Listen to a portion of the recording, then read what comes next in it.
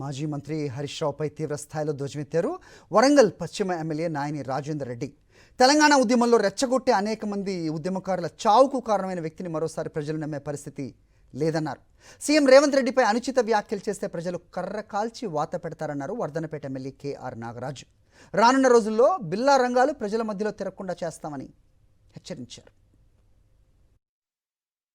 హరీష్ రావు గారు నిన్న వచ్చి మాటలు చూస్తే ఆయన కోమలోకి పోయినట్టున్నాడు నాకు తెలిసి. అయితే వాళ్ళ మరదలు పెట్టే టార్చర్కు కోమలోకి పోయి ఉన్నాడు ప్రస్తుతానికైతే నాకు తెలిసి. ముఖ్యంగా రావడానికి కారణం ఏంటంటే ఈ లోకల్ బాడీ ఎలక్షన్స్ వస్తాను. ఇక అందులో మేము చెప్పలేదా నేను చేయలేదా అని చెప్పి మేము బతికున్నాం, మేము ఇంకా చేద్దాం.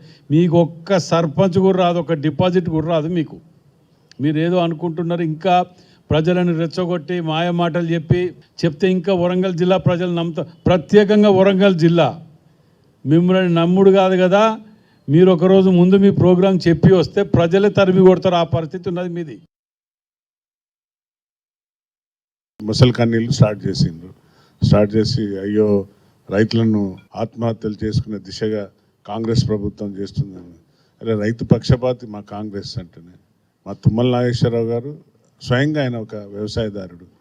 వారి యొక్క బాధలు తెలుసుకొని వారు ఎప్పుడైతే సెంట్రల్ గవర్నమెంట్స్తో టాక్స్ అంటే మాట్లాడడం స్టార్ట్ చేసిండో అది తెలుసుకొని ముందుగానే బయలుదేరి ఇక ముసలి కన్నీళ్ళు స్టార్ట్ చేసిండ్రు. అది పొద్దున్నే వస్తారు కదా మన గంగిరెద్దులు వచ్చినట్టు.